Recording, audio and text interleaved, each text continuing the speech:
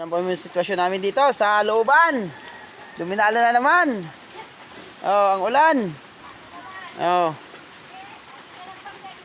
Oh. Ang inang ulan yan. Kunting ulan lang talaga. Grabe na. Oh. Grabe mga idol. Talagang wala magagawa. Ganyan talaga. Yan mga idol oh. So ito yung ano, daan namin. Labasan mga idol oh. So yan, yung baha na mga idol. Oh. Lubog na idol ang bahay. Oh. Lubog na ang bahay mga idol. Oh. Yan, puro basura na pati mga idol. Ito po yung nanggagaling dyan sa bandang itaas mga idol. Oh. Yan daan mga idol, papuntang labasan. Oh. Ayan.